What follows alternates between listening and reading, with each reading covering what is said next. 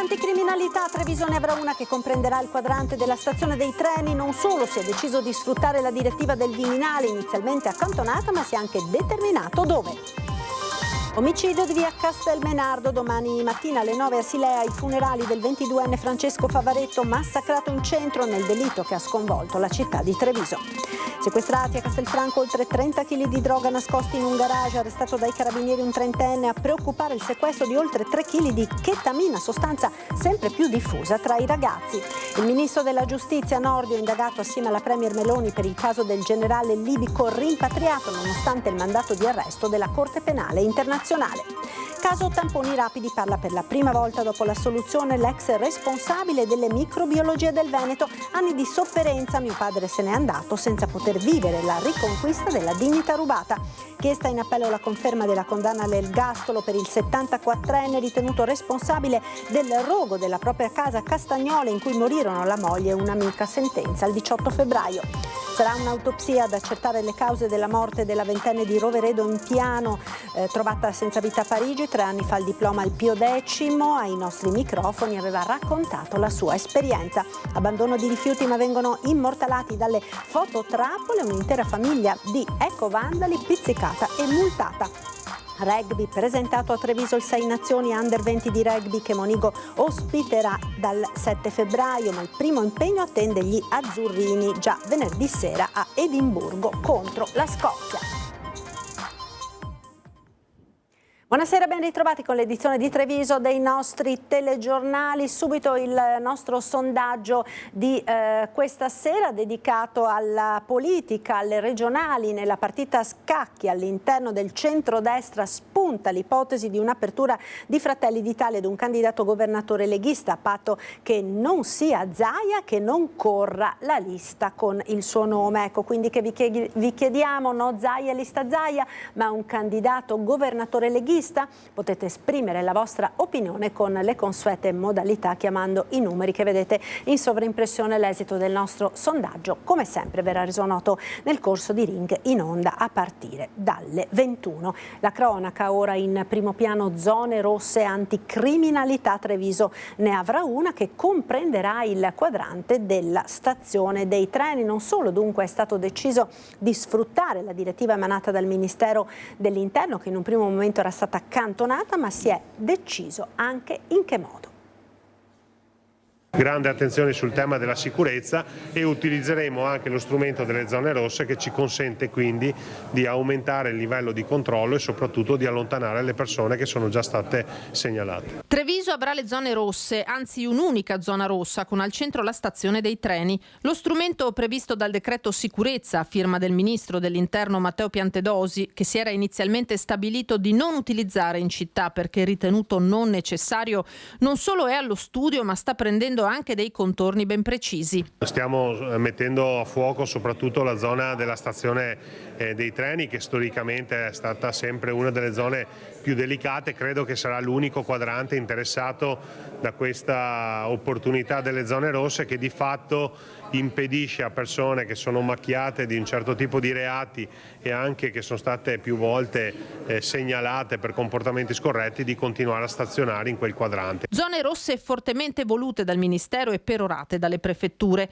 D'altro canto i ripetuti fatti di cronaca tra stazione e via Roma spingono a sfruttare il pugno duro che la norma consente in termini di allontanamento dei soggetti a rischio. L'obiettivo è quello di continuare ad alzare il livello di attenzione da un punto di vista della sicurezza. Nei prossimi giorni partiranno anche dei lavori, un altro stralcio di lavori di riqualificazione di via Roma. A breve procederemo anche con l'incrementazione dell'illuminazione pubblica, la rimozione dell'edicola, per poi successivamente andare a installare una sorta di stazione fissa, un punto di presidio fisso delle forze dell'ordine. Ordine pubblico e immigrazione. Conte usa toni più morbidi anche sull'ex caserma Serena, dove vengono accolti i migranti. Se fino a poche settimane fa tuonava di volerne chiedere al ministro la chiusura, oggi parla solo di sogno al momento irrealizzabile. Chiedere oggi al Ministero di chiudere la caserma Serena quando i flussi sono in continuo arrivo sarebbe quantomeno provocatorio e irresponsabile.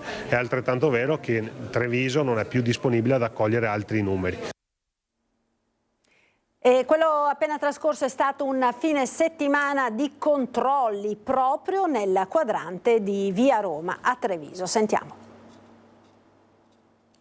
Nell'ultimo weekend le forze dell'ordine hanno effettuato un controllo capillare in Via Roma a Treviso, identificando ben 700 persone, tra cui 200 minorenni. L'operazione antibulli, da sabato pomeriggio a domenica sera, è stata condotta da una task force composta da polizia, carabinieri, guardia di finanza e polizia locale, con il supporto dell'unità cinofila che ha pattugliato l'intera area in cerca di sostanze stupefacenti. L'operazione, coordinata dal questore Alessandra Simone e pianificata durante l'ultimo comitato per l'ordine e la sicurezza pubblica tenutosi in prefettura a Treviso, ha portato a multare per ubriachezza molesta 5 giovani, 2 di loro appena quindicenni. Tutti hanno ricevuto anche l'ordine di allontanamento dalla zona di Via Roma in quanto disturbavano la pubblica quiete. 2 dei giovani sono stati ulteriormente sanzionati con un verbale da 400 euro per non aver rispettato l'ordine di allontanamento, perché ritrovati dalla polizia negli stessi posti entro le 48 ore. L'ordine di allontanamento in caso di reiterata violazione può costituire il presupposto per l'applicazione del DASPO urbano del questore. Via Roma è uno dei 5 quadranti individuati dal regolamento di polizia urbana come i più delicati, insieme a Piazza Borsa con Via Toniolo e Via Fiumicelli, Piazza Vittoria, il Parco della Madonnina e l'area Appiani. Saranno celebrati domani alle 9 nella chiesa lefebvriana di Lanzago di Silea i funerali di Francesco Favaretto, il 22enne picchiato a coltellato il 12 dicembre scorso in via Castelmenardo a Treviso da un gruppo di giovanissimi, 3 dei quali sono stati arrestati. Francesco era morto in ospedale a Treviso il 23 dicembre. Sul corpo era stata poi eseguita l'autopsia su disposizione della Procura della Repubblica, che sul caso indaga per omicidio. Una volta concluso l'esame, quando la salma era stata rimessa a disposizione della famiglia, la mamma aveva per 2 volte fatto saltare la cerimonia, tanto che gli amici avevano lanciato un appello raccolto dal sindaco, che aveva incontrato personalmente la donna aiutandola nella spesa per le esequie. Ancora cronaca, sequestrati oltre 30 kg di droga nascosti in un garage, arrestato dai carabinieri un 30enne di Castelfranco.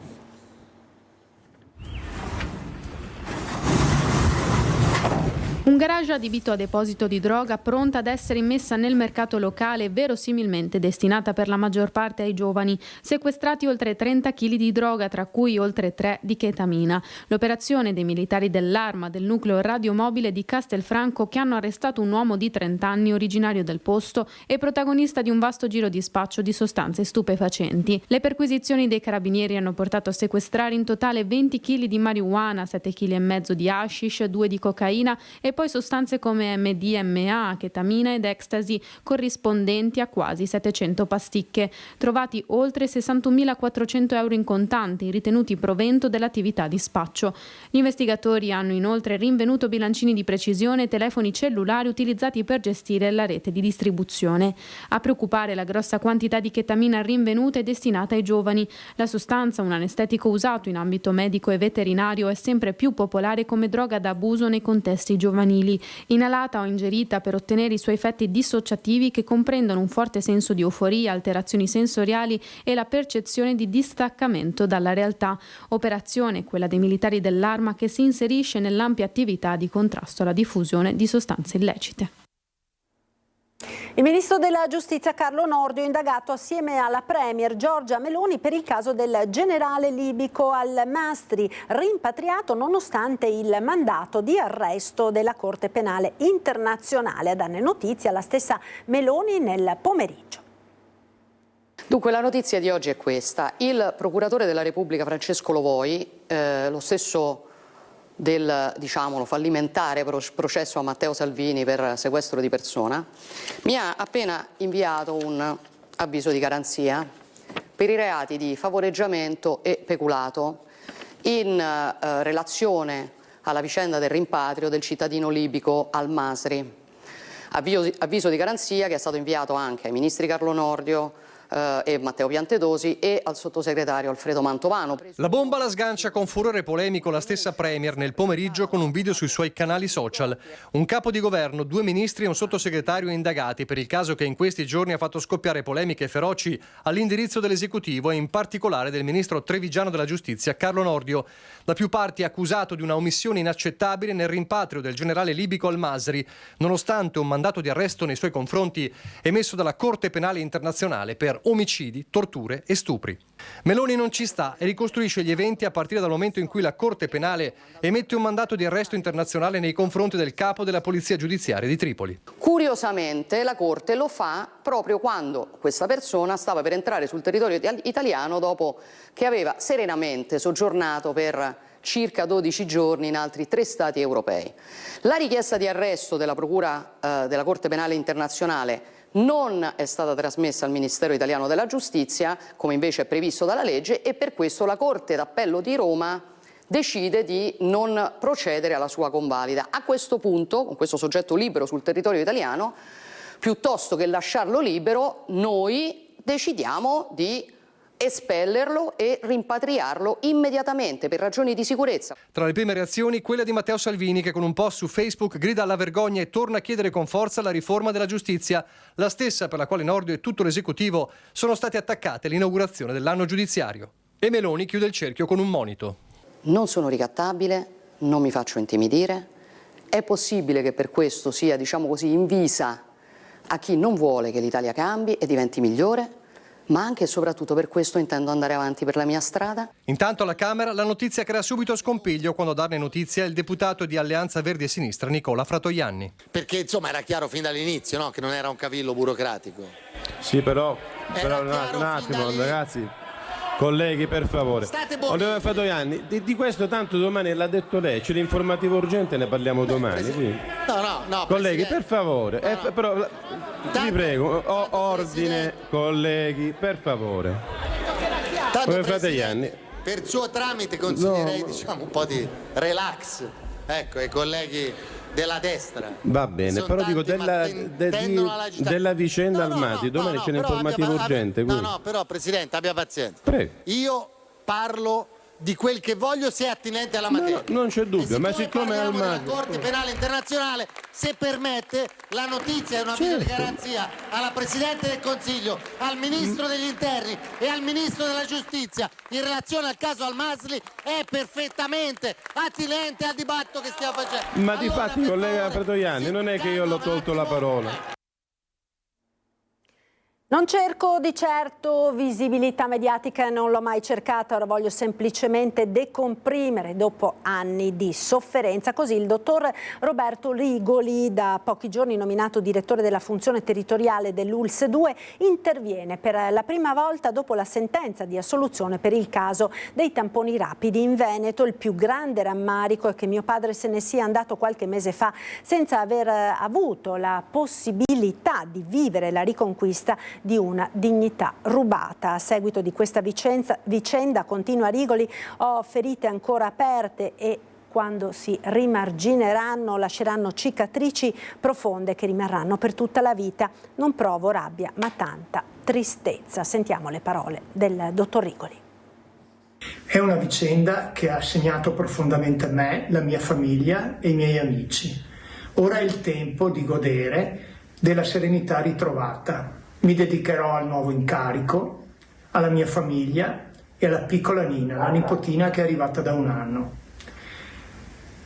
Passerò del tempo anche a raccogliere delle riflessioni scritte nelle notti insonni di questi 3 anni per comporre un libro che potrà essere utile come riflessioni su ciò che mi è accaduto e che forse è accaduto a tanti altri.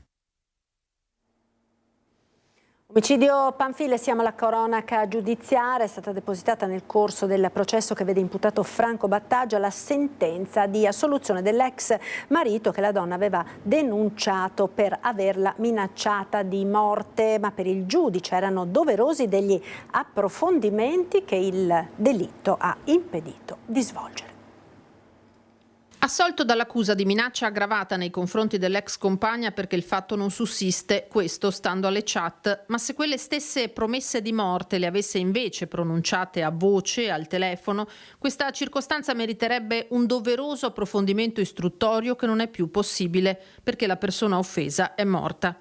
È a fronte dell'impossibilità di superare questa incertezza probatoria che il giudice del Tribunale di Treviso ha assolto a luglio scorso perché il fatto non sussiste Basilica Lungu, il 35enne romeno ex compagno di Anica Panfile, trovata morta nel Piave il 21 maggio 2023 a Spresiano.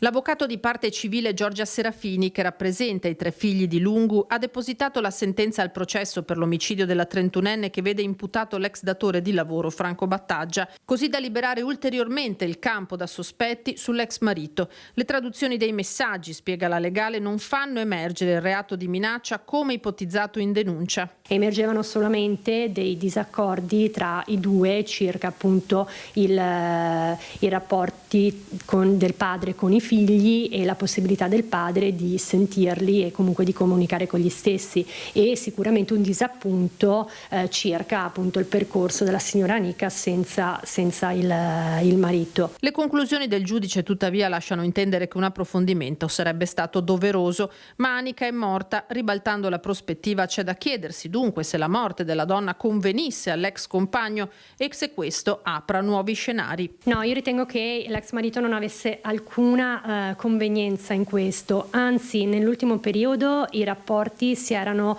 assolutamente riappacificati, se non che avevano organizzato un viaggio in Romania, Anica con i figli, per poter andare nel paese in cui viveva il padre con appunto anche i parenti, gli zii, la nonna dei bimbi e per poter fare appunto una vacanza in agosto tutti quanti insieme, che purtroppo però non c'è potuta essere per i motivi che conosciamo. Insieme all'uomo vivono attualmente i 3 figli di Anica che portano il cognome di Lungu. Sono dei bambini che hanno perso la madre, una madre che era sempre presente, una madre che comunque li ha sempre cresciuti ed educati, a cui loro erano molto molto affezionati.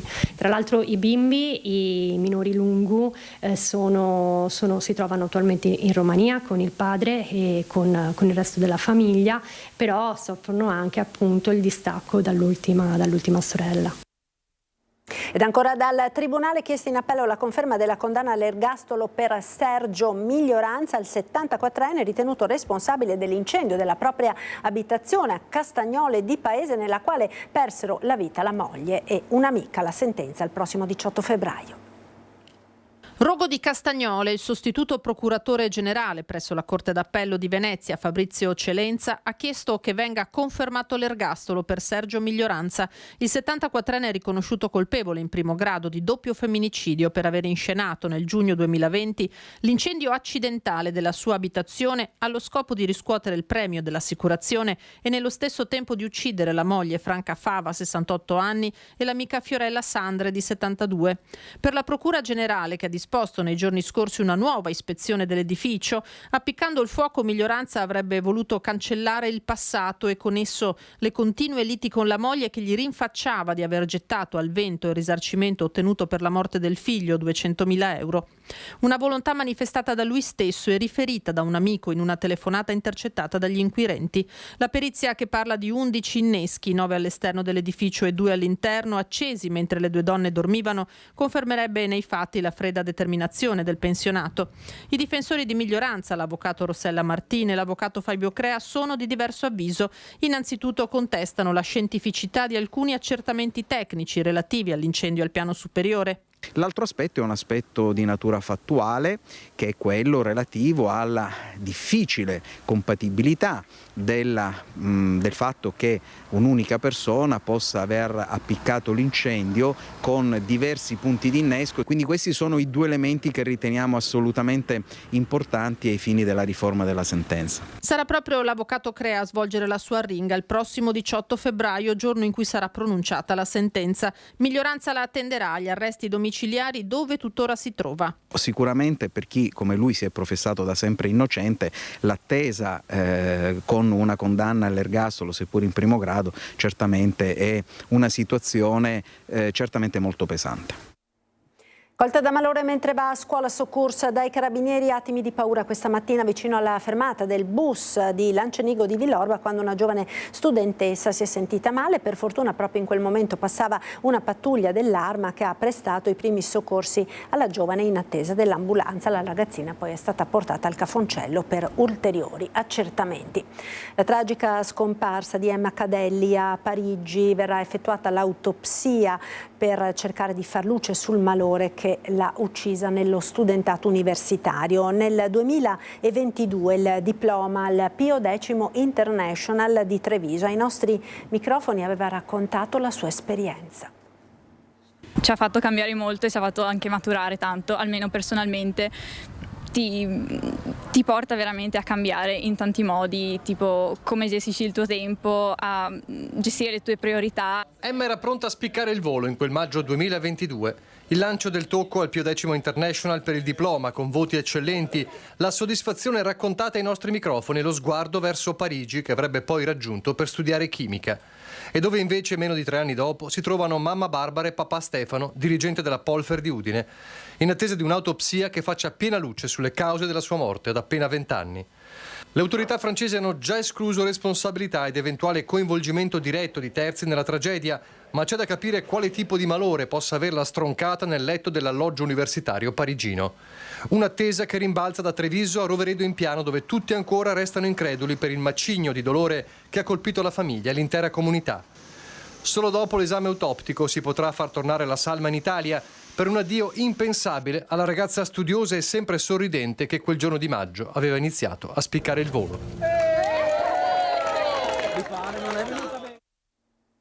Da ieri non si hanno più notizie di Michele Negrello, 42 anni, alto circa 1,60 m, di corporatura robusta, capelli neri, occhi azzurri, carnagione chiara ed un piercing alla narice destra. Si è allontanato dalla struttura Villa Napoleon sul Terraglio, forse a bordo di una Dacia targata GM460SK. Potrebbe ancora indossare un giubbotto con 3 strisce di colore rosso, bianco e blu, jeans e scarpe bianche. L'ultima segnalazione delle celle telefoniche è stata captata a Jesolo ed Eraclea. Chiunque ha visti l'uomo, abbia informazioni utili ai fini delle ricerche, è pregato di chiamare il 112. Ed ora ci fermiamo per qualche istante di pubblicità, tra poco.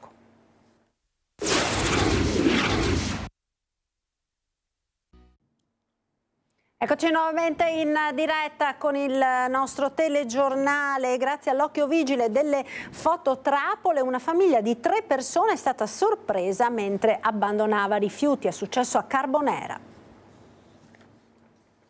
L'obiettivo della telecamera li ha ripresi mentre abbandonano dei rifiuti presso l'ecocentro di via Tommaso Salsa a Carbonera. È grazie a alcune fototrappole che una famiglia è stata sorpresa in flagrante.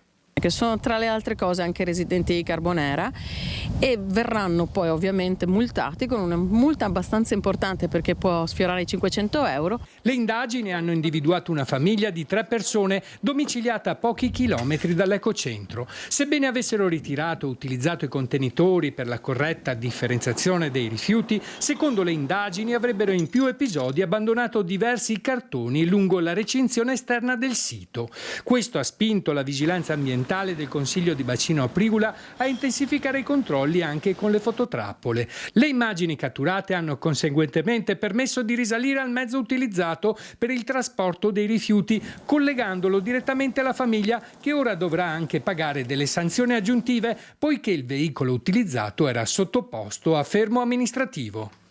Oltre a questo, bizzarro ma da raccontare, che il veicolo utilizzato per l'abbandono era un veicolo sottoposto a sequestro, quindi ci saranno anche delle azioni sotto quel preciso motivo. Il Comune e il Consorzio Bacino Aprigula combattono da tempo questi fenomeni di abbandono illecito di rifiuti che comportano anche un costo aggiuntivo per la società. E non poco, perché ovviamente dobbiamo intervenire nell'immediatezza per evitare che ci siano ulteriori abbandoni in questi siti dove c'è l'abbandono seriale, e questo ricade su tutti i cittadini che con le loro tasse pagano questo tipo di attività. Ladri che prendono di mira le attività commerciali, sbandati che stazionano davanti a un pub e scatenano una rissa. Anche Vittorio Veneto alle prese con il problema della sicurezza in città. La sindaca scrive al prefetto. Furti, aggressioni, anche Vittorio Veneto nel mirino di ladri che hanno preso di mira nell'ultima settimana diverse attività. Ultimo di una serie di razzie in città, lo storico caffè commercio a Serravalle, dove all'alba di domenica un malvivente immortalato dalle telecamere è entrato forzando la porta ed ha rubato il fondo cassa, tra denaro e danni alcune migliaia di euro. Qualche ora prima, davanti al King Pub in via De Marchi, era scoppiata una rissa tra i balordi che stazionano ormai da tempo sulle panchine dell'area verde lungo il Meschio ed alcuni avventori del locale. Una decina le persone coinvolte. A sedare gli animi sono intervenuti i carabinieri. Esasperato il titolare, che lamenta un calo del lavoro proprio a causa della situazione che si è venuta a creare. La sindaca Mirella Baliana si sta adoperando per cercare una soluzione. E qui siamo di fronte a dei ragazzi che hanno alle spalle insomma un passato con grosse problematiche, e quindi noi cercheremo anche di fare intervenire per quanto possibile i nostri servizi sociali, che già in parte lo stanno facendo, e penso che l'ambito territoriale insomma così debba dare delle risposte un po' diverse rispetto a quelle che sono state date finora. Se in questo caso il problema a monte è di tipo sociale, pur con delle ripercussioni di ordine pubblico come è accaduto sabato sera, altro invece è quello delle bande di ladri che negli ultimi giorni anche a Vittorio Veneto hanno preso di mira attività commerciali. Cosa possono fare le amministrazioni comunali? Non tantissimo. Dal nostro canto stiamo innanzitutto implementando quello che è il servizio di videosorveglianza. Abbiamo stanziato più di 400.000 euro per implementare appunto l'impianto di videosorveglianza e di lettura targhe. Questo può essere un deterrente per coloro che per i malintenzionati. Detto questo, pattugliamento della nostra forze di polizia locale nei momenti insomma che sono in servizio, la collaborazione con le forze dell'ordine che continua in modo serrato, anche confrontandoci ogni giorno.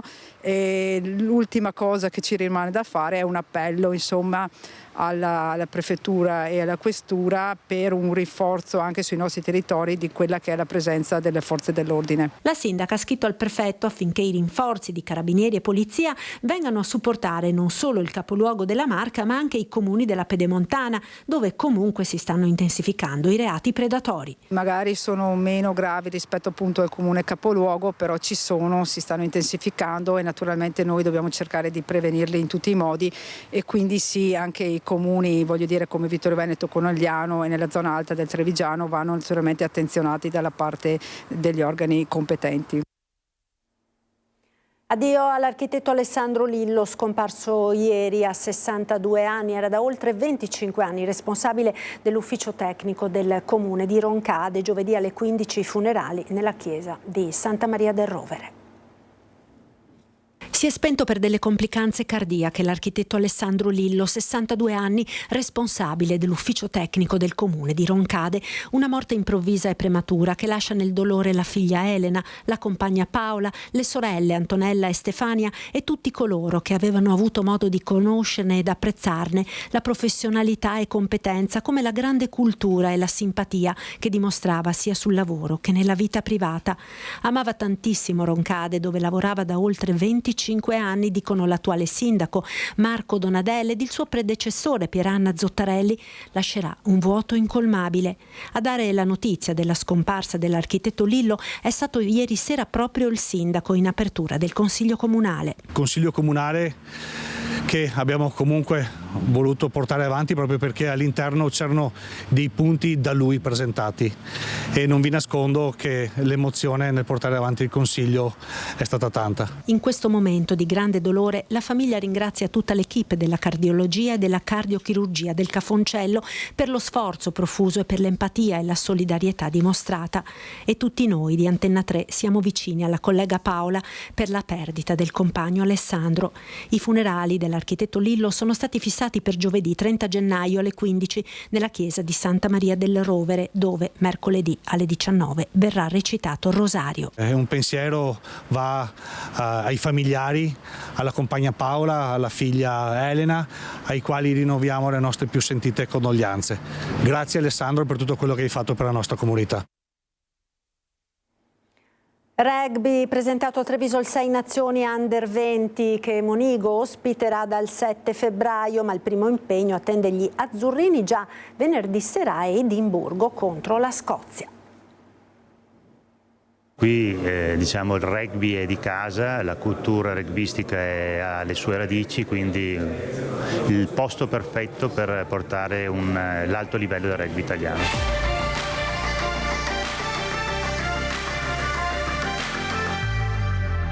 Treviso, capitale italiana del rugby, dunque sarà di nuovo Monigo a ospitare i 6 nazioni Under 20. Edizione 2025 presentata a Palazzo Rinaldi dai vertici della Federazione e della Lega e da una rappresentanza degli azzurrini che a Treviso esordiranno il 7 febbraio contro il Galles. Questo è il futuro del rugby italiano, qui stiamo portando i nostri atleti in un palcoscenico diciamo internazionale dove vedremo i futuri campioncini crescere e magari a brevissimo portarli nella nazionale maggiore. Le aspettative per la nazionale italiana sono alte, stiamo lavorando duramente con un gruppo di qualità e che ha voglia di far vedere di che pasta è fatto, ha spiegato il capo allenatore dell'Italia Under 20 Roberto Santamaria. Prima gara in trasferta a Edimburgo contro la Scozia venerdì, poi il doppio turno con Galles e Francia a Treviso dove il sostegno dei tifosi non mancherà e dove a fare gli onori di casa sarà il Benetton, prima squadra italiana a qualificarsi agli ottavi di finale di Champions Cup. Ovviamente cercheremo di dare tutto il supporto come abbiamo sempre fatto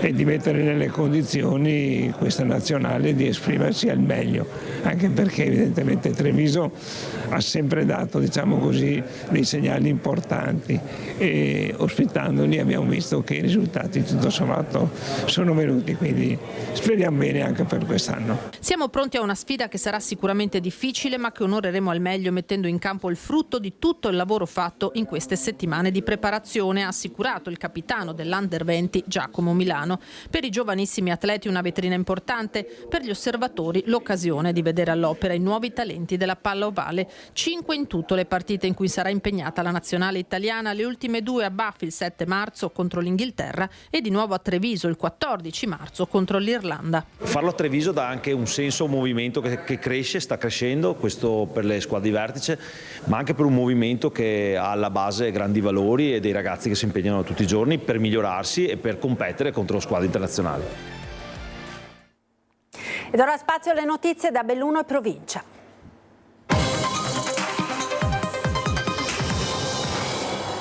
Diga del Vanoi, non passa la mozione del PD che chiedeva alla Giunta di esprimersi in modo netto e contrario al progetto dell'invaso tra le province di Belluno e Trento. Il centrodestra non ha partecipato al voto lasciando ai suoi libertà di coscienza territoriale.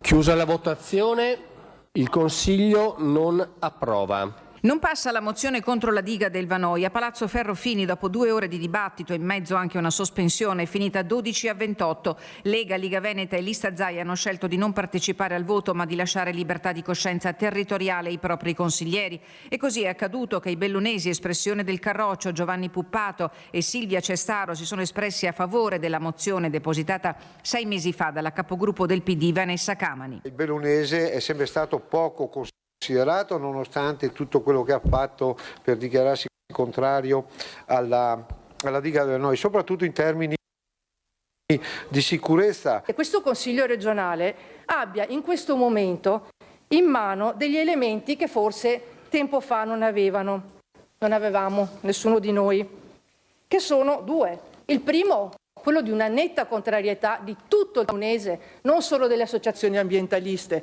Cestaro ha stigmatizzato il modus operandi del Consorzio Brenta che in fase di dibattito non ha mai accettato di audire la provincia di Belluno. Voglio credere e sperare che all'interno di questo Consiglio, qualora chiunque dei miei colleghi si trovi a dover affrontare una questione di questo genere, farebbe di tutto per difendere il proprio territorio. E concludo facendo mie le parole del Presidente Zaia, che molto spesso dice prima i veneti. Ecco, io questa volta voglio dire prima i bellunesi. Ma non è bastato. La maggioranza di Palazzo Ferrofini, che avrebbe potuto avallare non solo il parere dei tecnici ma anche gli indirizzi dell'assessore Bottacin, totalmente contrario del presidente Zaia, che in mancanza di rischio zero aveva già avuto modo di dire la sua, non ha avuto il coraggio di dire no, ha detto la consigliera Camani. Senza una decisione netta, politica prima di tutto, il progetto della diga del Vanoi è destinato ad andare avanti. L'ha ben scritto il Consorzio Brenta nella relazione conclusiva del dibattito pubblico che ha escluso bisogna dirlo, la provincia di Belluno dalla possibilità di una audizione in presenza. Nell'aula di Palazzo Ferrofini è quasi finita in caciara, con le accuse partite dai banchi della maggioranza rivolte a un'opposizione rea di fare speculazione politica anziché esprimere la volontà di proteggere il territorio. Il capogruppo della lista Zaia Presidente, Alberto Villanova, l'ha ripetuto più volte: state giocando su questi temi, ha detto durante il dibattito, che ha mostrato grande spaccatura simbolica fra pianura e montagna. Impennata dello zero termico a 1900 metri di altitudine nella seconda parte della giornata di oggi nel Bellunese, colpito dall'ondata di maltempo che ha portato neve fresca in quota al suolo tra i 20 ed i 25 cm, con il picco di 45 a Ravalles di Cortina. Pioggia nelle vallate ma senza particolari criticità, se si esclude la caduta di detriti sulla 203 a Gordina all'altezza della cascata della Pissa. Segnalata una grandinata fuori stagione a Sedico questa mattina alle 11. Il personale di Veneto Strade è stato impegnato per lo sgombero della neve per tutta la notte fino alle prime ore di stamattina. Le strade sono percorribili e per il transito sui passi ad elevata pendenza si consiglia di avere al seguito le catene da neve in caso di necessità. Dopo oltre 60 anni del Meccano Tessile ad Agordo resterà solo un ricordo. Chiude la storica Officine Fratelli Parissenti, fondata nel 1961, che negli anni ha impiegato fino a oltre 100 dipendenti. Nel 2004 la cessione a Smith, un'industria che progetta, costruisce e commercializza macchine e telai per il settore tessile. Ad Agordo la meccanica di precisione trova competenza e professionalità. Dal 2008 in poi l'arrivo della crisi che porta ad un cambio di proprietà. Santex Rimar ha gettato la spugna alla fine del 2024 e con la FIOM CGIL di Belluno è stato raggiunto l'accordo per il licenziamento collettivo degli ultimi operai che avevano provato a resistere qualche sera fa. Li vedete nella foto, l'ultima cena, l'ultima assemblea dei dipendenti e dei collaboratori, con loro il segretario provinciale della FIOM Stefano Bona. Vero e autentico orgoglio operaio, ha detto Bona, per un settore che ormai rischia di scomparire. L'ex casa del dottore a Castion di Belluno ospita il punto anagrafe, servizio decentrato del settore demografico di Palazzo Rosso. Eccoci, che emozione. Taglio del nastro fra pochi intimi a Castion per l'apertura del punto anagrafe all'ex casa del dottore, che sarà strutturato come un vero e proprio sportello pubblico. È stata una richiesta da questa popolazione, questa raccolta firma, perché una volta c'era questo punto anagrafe, non potendo ristabilirlo come era strutturato una volta, un tempo, oggi siamo riusciti a farlo con questo lavoro di sussidiarietà, che è poi quello che vogliamo portare sulle frazioni con i capi frazione. A partire dal 30 gennaio, ogni giovedì dalle 10 alle 12, un'operatrice volontaria che è stata adeguatamente formata aiuterà gli utenti a espletare mansioni relative al rilascio dei certificati, carte d'identità, copie autentiche e altro ancora. Cosa ha imparato lei in questo periodo di formazione? Dov'è che sbaglia la gente o dove trova difficoltà? Le persone quando prenotano la carta d'identità oppure qualsiasi certificato, il sistema imbroglia un po', cioè a te sembra di essere arrivato in fondo, in realtà per confermare devi ancora andare avanti. La conferma poi devi averla in un'email, che loro non vogliono vedere la mail, ma solo vedendo la mail tu sai che realmente è stato confermato. Monia Balzan accoglierà i cittadini nell'ufficio rinnovato all'ex casa del dottore in piazza Pian delle Feste. Con poche centinaia di euro, insomma anche grazie al lavoro di nostri operai, siamo riusciti a ristabilire un nuovo ambiente che comunque è sempre utile e credo sia ugualmente, doppiamente utile per questo servizio che doniamo al territorio. Grazie per essere stati con noi. Subito dopo la sigla il nostro meteo. Arrivederci.